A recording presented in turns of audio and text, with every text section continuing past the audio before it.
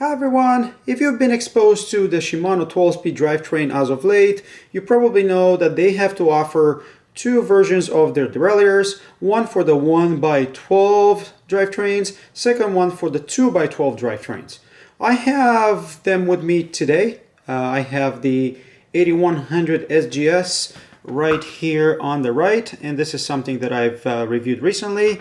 And on my left I have the SLX, the 7120 SGS. What's the difference between them? What are the design differences between the two?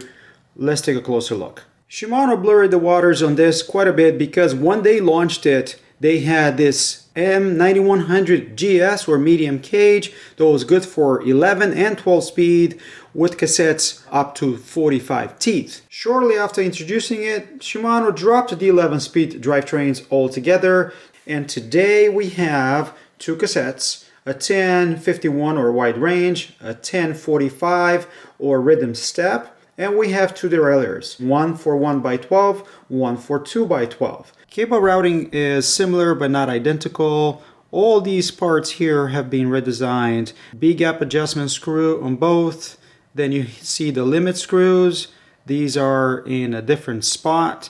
And that is mostly because this whole middle section of the derailleur, which is the parallelogram, the area between these four bolts that moves up and down, it's actually larger on the 2x derailleur. Clutch is the same, clutch lever, it's going to be the same. The next thing that is different is the bumper here on the 1x derailleur. This is only useful to silence the drivetrain when on the smaller cogs. Here at the back is where you'll notice the biggest differences between the two. First of all, these are both SGS or long cage derailleurs. However, if you were to measure them, 1x derailleur, the distance between the two jockeys is 9.5 centimeters, and that's about the same length as the SGS 11-speed derailleurs from Shimano. The 2x derailleur has 10.5 centimeters between the two jockeys, so definitely this is a longer cage, even though it's considered to be SGS as well.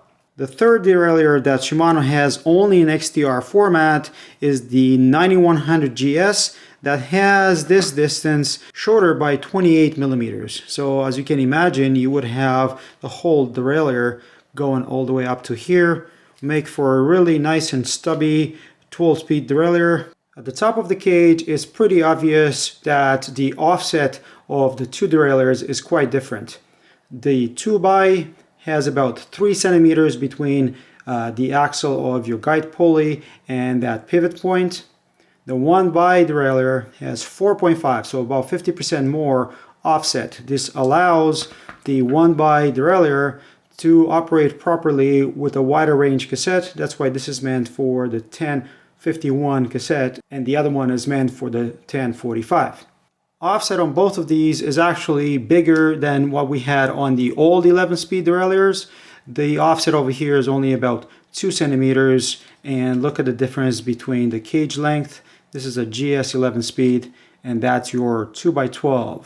Wow. Otherwise, both cages are bent and twisted, which makes for better chain line throughout the wide gear range. Out of the three 12-speed product lines, XTR is the only one giving us one derailleur for 1045 cassette, another derailleur for 1x12 with 1051 cassette, and the third one for a 2x12 speed drivetrain. SLX and XT keep it simple by offering only two derailleurs. The 7120 and 8120 derailleurs take care of that 1045 cassette, whether you use it with 1x and 2x drivetrains. With 1x, I would argue that this is a compromise to save the number of SKUs because this cage is extra long and there's no need for it in that combination.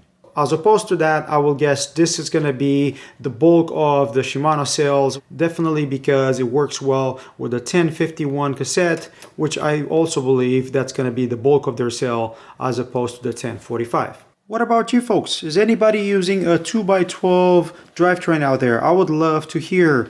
As for me, I've been using this type of derailleur with the 1051 or 1050 cassette from SRAM. I have a few videos about that. if money was not a problem, I would probably get the short cage XTR derailleurs and the 1045 cassettes for most of my bikes, only because that range is good enough for Ontario. Let me know if you have any questions in the comments below. Don't forget to like, subscribe, and keep an eye on social media. And until next time, I hope to see you folks on the trails, hopefully riding some Shimano gear. Cheers, guys!